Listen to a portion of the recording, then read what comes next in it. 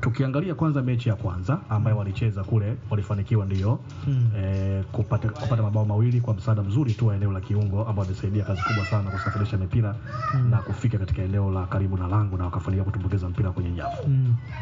Moja mchezaji ambaye amekuwa gumzo baada ya mchezo kumalizika ule wa kwanza wa Berkane kushinda mabao mawili kwa sifuri basi ni Mamadou Lamine Camara. Mwamba ameenda hewani na mweupe kama mimi kama wewe tena yeye na nani wala upo bwana. Mamadou Camara position yake ni kiungo wakati, lakini amekuwa akifanya majukumu kama kiungo wa ulinzi na pia akiwa muda huu akifanya majukumu kama kiungo ambaye anaweza kupandisha mashambulizi, kwa maana ya tanki lake liko vizuri kweli, kwa maana pumzi ya kazi ambayo anaifanya uwanjani ni kubwa, anaweza kufanya majukumu yote kwa wakati mmoja.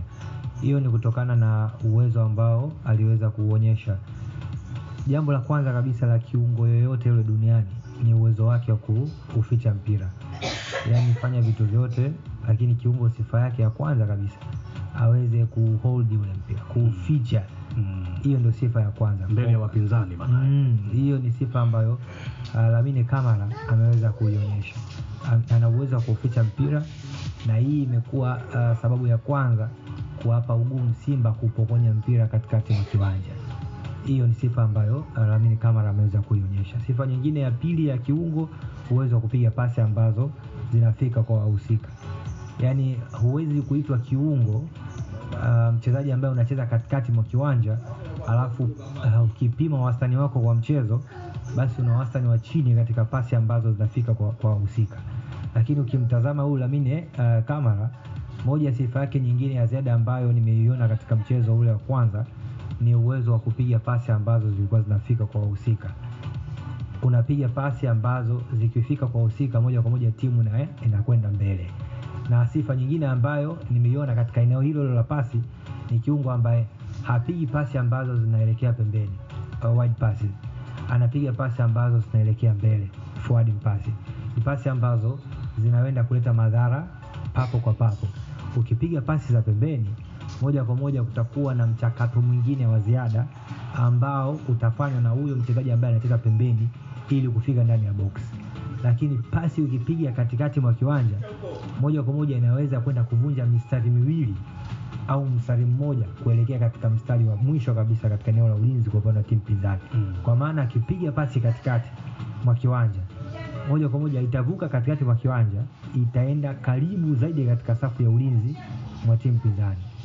Maana yake mpokeaji wa ile pasi akiwa karibu na safu ya ulinzi wa timu pinzani ni rahisi zaidi kumfikia golikipa kuliko akipiga pasi pembeni.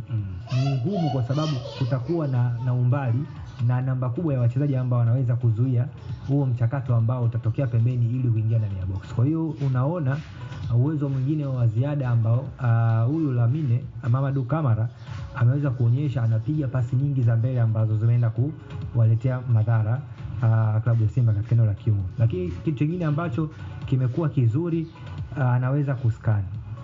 Yaani huwezi kuitwa kiungo alafu unasema kutazama uwanja kabla hujapokea pasi.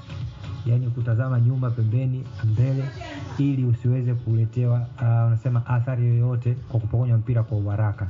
Hiyo ni sifa ambayo nimemwona Lamine Camara anayo. Anaweza kuscan. Ni sifa ambayo viungo wengi wazuri wanakuwa nayo. Mfano unamzungumza Xavi Hernandez, Gundogan, ni wachezaji ambao ni viungo ambao wanakuwa comfortable kwa sababu wanaweza kutazama nyuma, kutazama pembeni, kupokea mpira then kufanya hayo mambo ambayo wanataka kuyafanya. Kwa hiyo unatazama sehemu ya kwanza ambayo Simba atakuwa wanafikiria ni kuweza kuenda kumsababishia madhara huyu kiungo Lamine Camara ambaye alitumika kwa asilimia kubwa kuifanya safu ya kiungo ya RC Berkane kuwa bora zaidi, na hawa wachezaji ambao walikuwa wanacheza katika safu ya mbele kuwa wanapokea mpira mara kwa mara na kuwa comfortable, kwa sababu wanajua yupo mchezaji ambaye anaweza kutengeneza huo utulivu, yupo mchezaji ambaye anaweza kupiga hizo pasi, na yupo mchezaji ambaye anaweza kulinda eneo hili la kiungo na hawa walinzi wasiweze kupokea athari ambazo zinatokea kwa upande wa wachezaji ambao za katikati kwenda katika safu ya ushambuliaji kwa upande wa klabu ya Simba.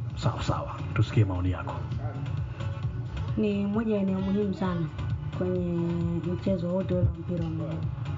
Kitu pekee ambacho naweza kuzungumza ni mfumo wa timu zote mbili katika eneo la katikati la uwanja. Simba wamekuwa wakitumia 4-2-3-1 ambao viungo wawili ambao tunazungumzia hapa, kwa maana ya amezungumza zaidi Kagoma, pacha wake ama partner wake ni Ngoma, Fabrice Ngoma.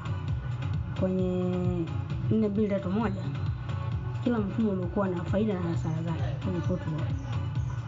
Siku ambayo unakupa faida zaidi ni ule muda ambao wewe unakuwa kile unachofanya tunakubali. Lakini siku ikiwa tofauti katika hilo eneo, maana yake wewe utakuwa unapata madhara makubwa sana. Inaonekana kama mfumo wako pia umeshindwa kukulipa kutokana na udhaifu ambao utakuwa jitokeza kutokana na makosa ambayo pia utakuwa unafanya wachezaji wako. Kurudi kwa upande wa Berkane mara kadhaa amekuwa akitumia 4-1-4-1. Maana yake ukienda kwenye namba unakutana na mazingira ya Berkane muda mwingi zaidi kuwa kwenye mazingira ya wachezaji wengi katika eneo la katikati la uwanja, lakini kuwa na watu wengi pia hata wale ambao wamekuwa wanashambulia. Nimeangalia mechi kadhaa za Berkane. Moja ya vitu ambavyo wamekuwa wakizingatia wanapokwenda kufanya shambulizi, wasipungue angalau wachezaji watatu. Hao watatu wanatoka wapi? Wanatoka kwenye hiyo system ya kwa wao wakiwa kama timu kwenye mazingira ya timu ikiwa inashambulia, wao wanakuwa active zaidi kwenda kupanda juu. Utazungumzia mawinga ambao wanatokea katika wale wanne wa chini na yule mshambuliaji mmoja ambaye amewekwa pale. Maana yake katika ile katikati ya uwanja atabakia wachezaji watatu katika wale wanne, ama wachezaji wawili katika wale wanne ambao anakwenda kuungana mmoja ambaye yuko chini ambaye mmemtaja hapo.